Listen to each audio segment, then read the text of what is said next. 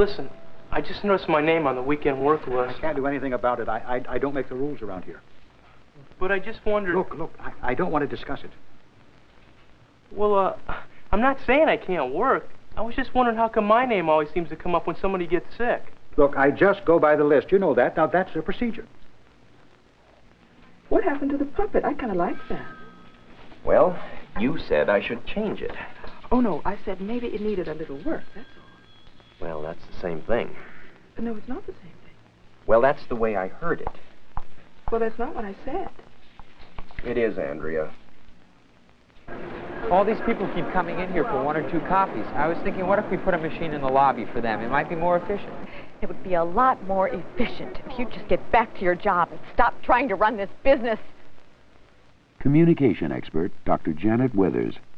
When someone is attacking us, it's appropriate for us to defend ourselves.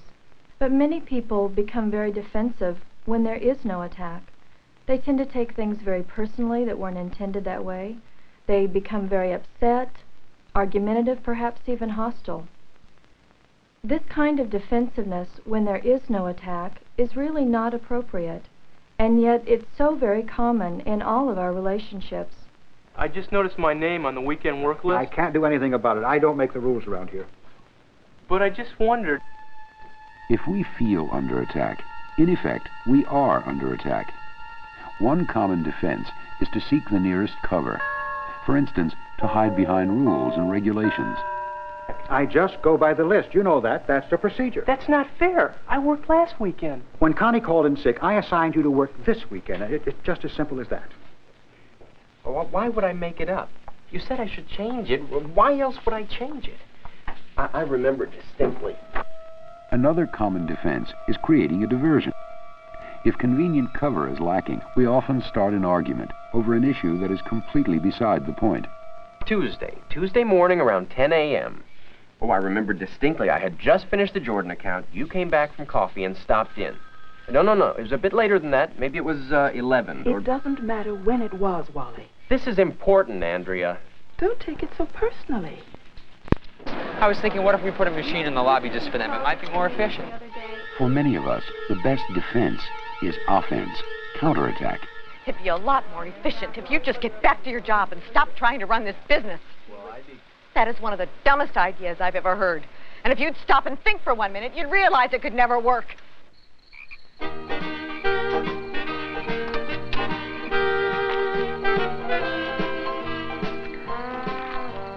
Swell. Another flat. Why does it always happen to me? Aha. Guess I'll have to go up there and borrow a jack. We are so predisposed to be defensive that sometimes we defend ourselves when there is no one there to attack us, in a kind of preventive retaliation.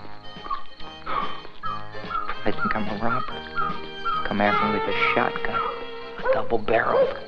Yeah, they probably aren't even home. And even if they are, they probably won't even come to the door. Then he probably won't have a jack. And if he does, it probably won't fit my car. And if he does have one, he probably won't let me borrow it. Listen, buddy, you can just take your lousy 2-bit jack and shove it.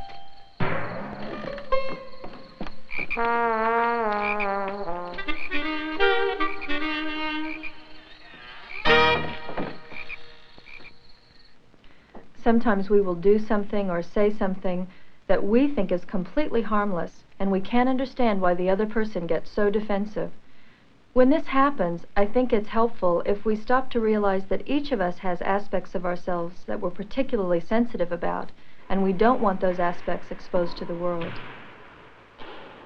We all spend a lot of time fussing over our image, trying to make ourselves look good, not only to others, but to ourselves. So I sat there taking it all in. It was just like him. So I told him it's a bald-faced lie. Whenever we hear something that seems to be directed at what we perceive to be a flaw in that image, we experience it as a threat. We take it personally. He was trying to cover up, of course, but I could see right through him. I know a bald-faced lie when I hear one, and that was a bald-faced lie.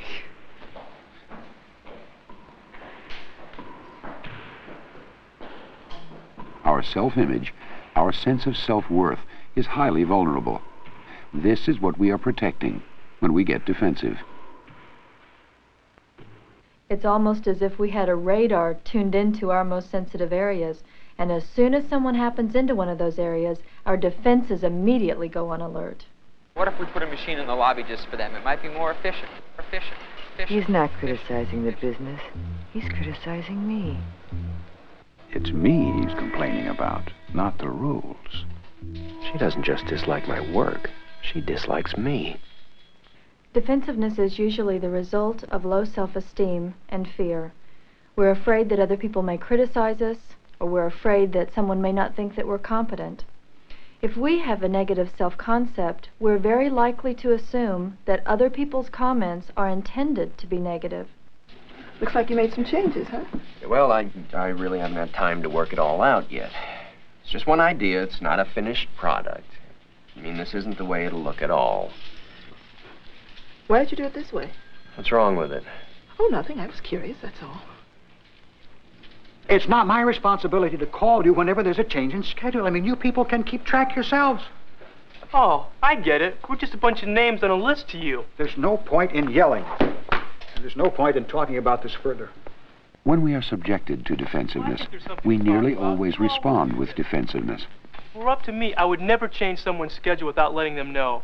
Well, don't be so defensive. You always take everything as a personal attack. But I just don't understand why you had to commit me to work for Connie. I always work for her. She never works for me. All too often, the defensiveness that originates in one relationship gets carried over into another. Defensiveness can ripple through an entire organization at heavy expense to morale and productivity. Hey, Joe, how do you expect people to get by if you leave your trolley here? Put it around the corner.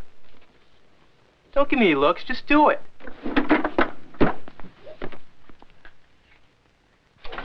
Defensiveness stifles initiative and the free flow of ideas, especially when defensiveness takes the form of passive aggression. This is a rush order. Can you do it right away? Oh, wait a minute. You haven't got much more to go on that one. Why don't you just go ahead and finish it? Whatever you say. Would this be faster if you moved this job over to the 350? Whatever you say. Never mind. You just finish whatever you're doing. Whatever you say. She wants me to be a mindless robot. I'll be a mindless robot. When both people in a relationship become defensive, it's as if they were putting on armor, ready to do battle. When we put on armor, we feel like it's going to protect us, but it's really more of a prison.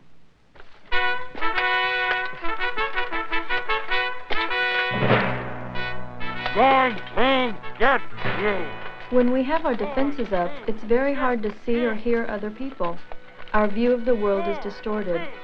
If we're locked behind our own protective armor, our own feelings and fears can become highly exaggerated. I'm going.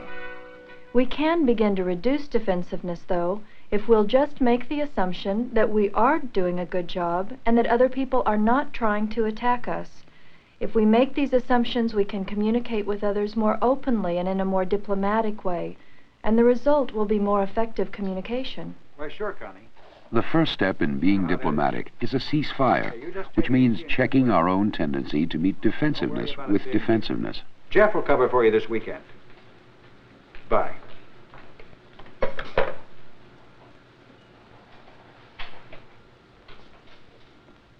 I was just calling back to check on Connie. She's got a very bad cold. That's too bad. She said it was very nice of you to fill in for her this weekend. Yeah, well, you know. She really appreciates it. I'm gonna go on my break now, okay? Sure. Sometimes a cooling off period is needed, often best accomplished by deliberately leaving the scene with the issue unresolved. If we feel that someone's behavior toward us is arbitrary or unreasonable, it may be because we do not understand it. If we back off and think about it, we may begin to understand why our behavior toward that person was taken as a threat. Oh, I get it. We're just a bunch of names on a list to you. There's no point in yelling, and there's no point in talking about it further. If we can try to understand that the defensive person is fearful, we can look for the causes of that fear and try to communicate with them in a way that will help to reduce it. We can then deal with the real issues in more effective ways that can lead to constructive resolution. Listen, Leo, I was just thinking about this weekend business, and I want you to know something. Yes? It really is a pain to give up a Saturday, but I know it's not your fault. I mean, there's not much you can do about it. Oh, well, I wasn't sure. I guess I was just upset about having to work another weekend. Well, I can understand that. You know, really, I felt kind of bad about it. But I was in kind of a bind. Hey, I know. People get sick. When we're working with other people and we find that they tend to be defensive around us, we need to look very carefully at our own behavior to see if what we're doing has helped to create that defensiveness. Bringing things up at the wrong time and the wrong place can precipitate a defensive reaction. All these people keep coming in here for 1 or 2 coffees. I was thinking, what if we put a machine in the lobby just for them? It might be more efficient. Suggesting work changes in front of others, particularly when everybody's under pressure, is bound to cause trouble.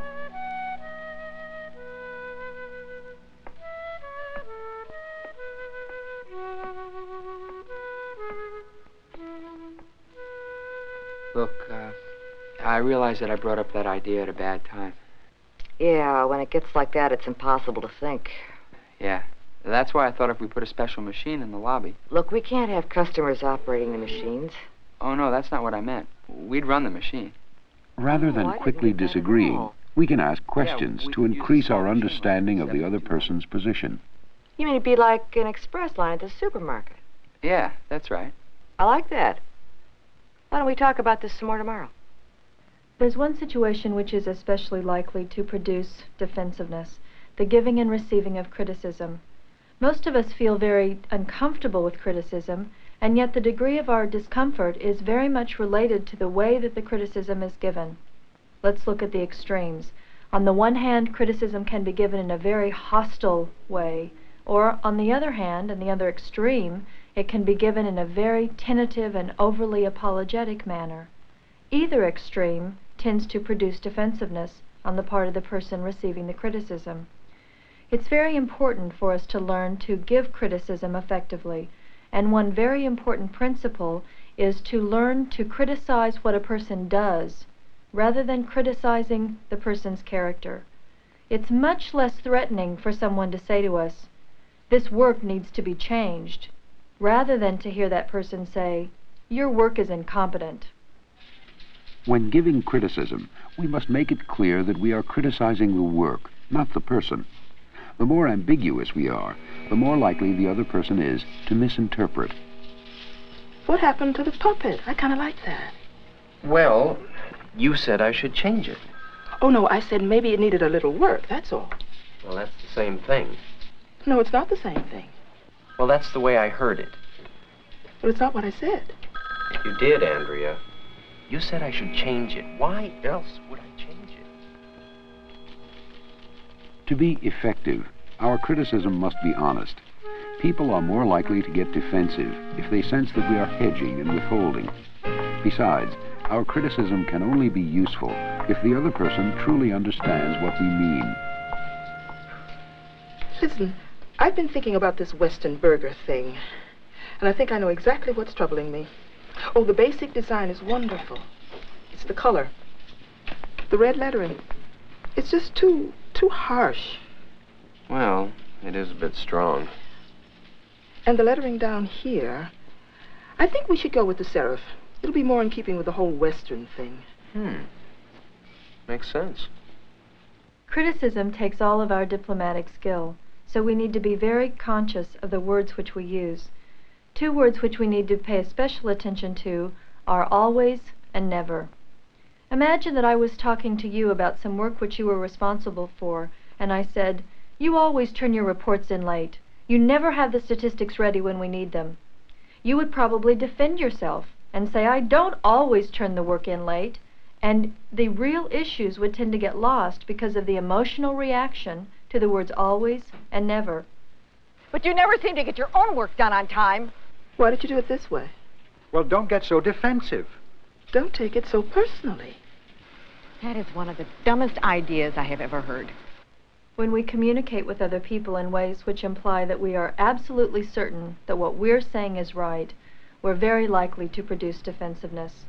For example, if I were talking with you and I said, "The way you did that is not right," you would be very likely to become defensive. However, if I were to say, "I wonder if it might be better to try it this way," that slight change in phrasing, which leaves the door open for your ideas and your input, would probably be very helpful in reducing defensiveness. When we're talking about defensive communication, we need to realize that we're not only talking about the words that we speak, but we're also talking about nonverbal behavior, our facial expression, the way that we stand, the way that we walk out of a room or slam a door. All of those nonverbal behaviors play a very important role in letting others know that we're defensive or in our producing defensiveness in other people. It's best to leave as much white space as possible. Also, When receiving criticism, we must check our initial impulse to deny or explain before we have heard the other person out. I do have a couple of things to say about the text here, if you're interested. Yeah, please. We too must learn to separate our work from ourselves, to see it as what we do rather than what we are. Because the basic design really works. She's just talking about the ad, not about me. So, to keep it clear... If we can attain objectivity, we can ask for clarification about specific details of the criticism, so that we can, in fact, use it. You mean I have to move all of this copy? No, not all of it. Just this part here. Oh. You know, I agree. Giving and receiving criticism is a natural and necessary part of work. It is also full of subjective traps. If we can objectify the issues, we can then apply our energies to solving the problems at hand, instead of defending ourselves. Think I should tone down the fine print a bit? No, I don't think you need to, because it'll be in balance then. We can't make other people change their behavior, but we can take responsibility for looking at our own behavior. We can try to make sure that we listen carefully to other people, and we can try to express our ideas and our needs in as clear and non-threatening a way as possible. Well, I do have something to say about the text here, if you're interested. Yeah, please. She said it was very nice of you to fill in for her this weekend. I'm gonna take my break now, okay? Sure.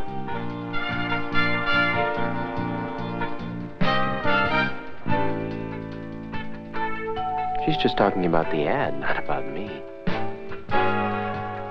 It really is a pain to give up a Saturday, but I know it's not your fault. I realize that I brought up that idea at a bad time. Now, with the serif large print, do you think I should tone down the fine print a bit? If we take responsibility for making those changes, we can really help to create an environment which is supportive, productive, and non-threatening. And this will benefit ourselves, other people, and our organization.